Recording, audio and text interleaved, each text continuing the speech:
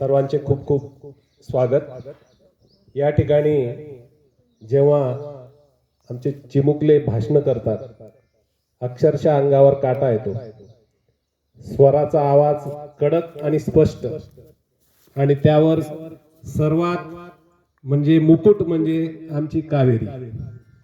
कावेरी ही माझी विद्यार्थिनी आहे आणि ती जेव्हा पहिलीला आली होती या ठिकाणी पहिलीपासून तिचं वक्तृत्व दिवसेंदिवस बहरत गेलं आणि तिला आम्ही स्वतःहून कधीच मदत केली नाही, भाषण कधी लिहून दिलेलं नाही।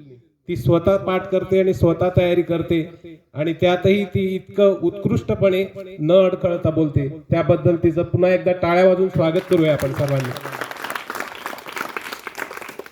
बाबासाहेबांबद्दल आपण आतापर्यंत जेवढे विचार ऐकले त्या विचारांमध्ये त्यांची एक मला छोटीशी एक गोष्ट आठवते, ती तुम्हाला सांगायची आहे। आता इथं बऱ्याच जणांनी सांगितलं की ते उंबऱ्याच्या बाहेर बसायचे। जेव्हा बाबासाहेबांना एकदा वर्गात नेलं आणि वर्गात नेल्यानंतर सर्व मुलं उंबऱ्याच्या आत आणि बाबासाहेब मात्र आपले उंबऱ्याच्या बाहेर। मग एकदा तिथे शाळेमध्ये तपासणी करण्यासाठी अधिकारी आले। तपासणी करण्यासाठी अधिकारी आले आणि त्यांनी सांगितलं प्रत्येक प्रश्न विचारायचे, ते सांगा याचं उत्तर काय। उंबऱ्याच्या आत बसलेले एकही उत्तर द्यायचे नाही। उंबऱ्याच्या बाहेरून बसलेला मुलगा मात्र लगेच वरबोट करायचा, सर मी सांगतो। असे सर्व प्रश्नांची त्यांनी उत्तर दिली आणि मग शेवटी त्या साहेबांनी त्यांना एक प्रश्न विचारला की म्हणे लेकरा तू सर्व प्रश्नांची उत्तरं दिली पण एका प्रश्नाचं आता एक उत्तर दे म्हणे। या पूर्ण अंतराळामध्ये सर्वात लांबचा ग्रह कोणता आहे ते सांग म्हणे। त्यांनी त्या कोपऱ्यातल्या माठाकडे बोट दाखवला।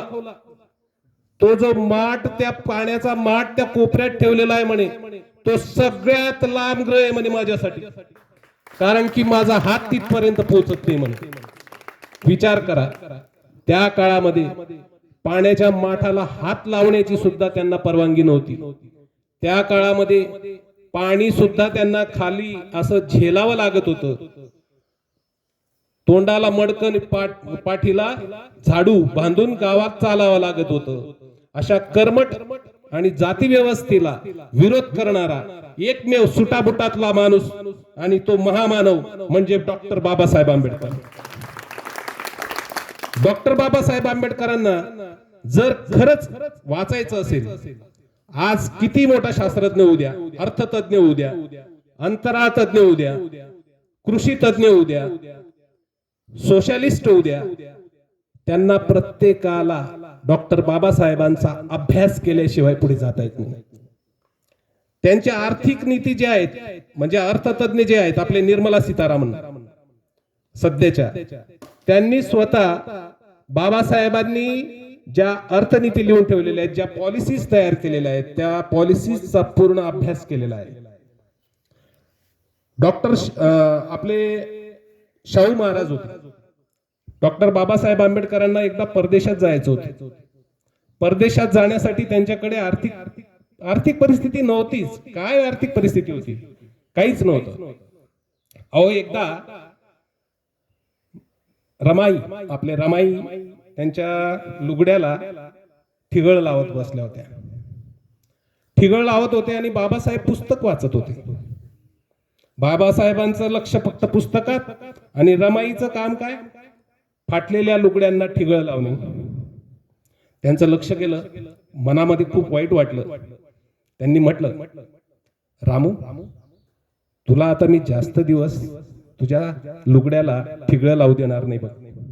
तुला मी एक छान पैकी भरदारी जरदारी साडी घेणार आणि तुला मी गावामध्ये घेऊन जाणार।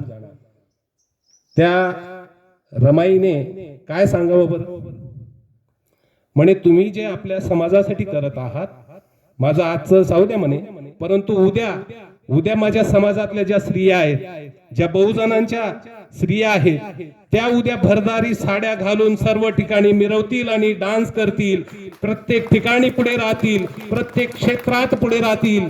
अहो विमान काय आणि अग्निरत्न काय, फायटर प्लेन काय, सगळं त्या चालवतील. अशा ठिकाणी त्या स्त्रियांना नेऊन ठेवणारा एकमेव महामानव म्हणजे डॉक्टर बाबासाहेब आंबेडकर. 5 फेब्रुवारी 1914 त्यांनी हिंदू कोड बिल मांडलं होतं.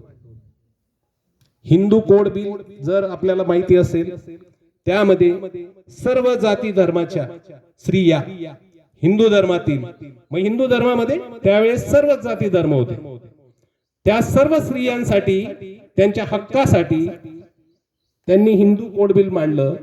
परंतु त्या काळातल्या कर्मठ लोकांनी ते हिंदू बिल कोड पाडून टाकलं.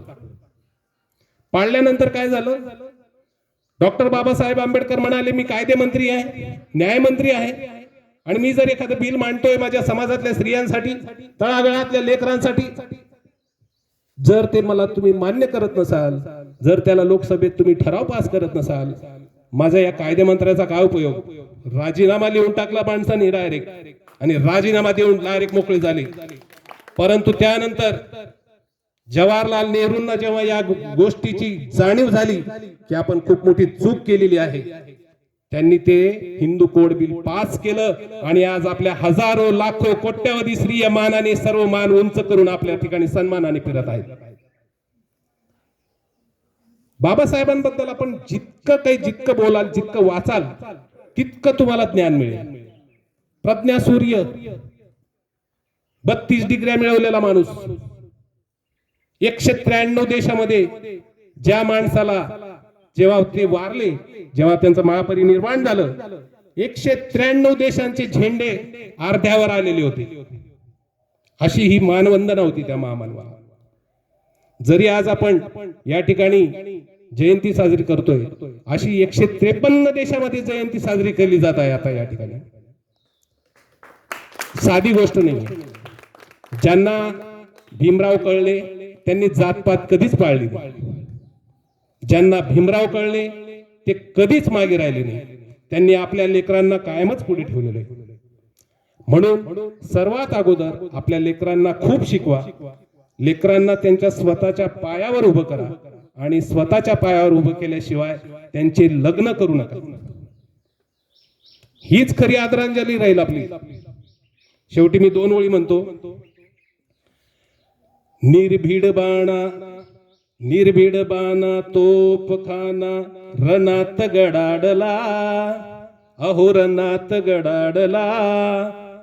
महाड नाशिक मुखेड पुण्यात भीमराव गडाडला. महाड नाशिक मुखेड पुण्यात भीमराव गडाडला. धन्यवाद.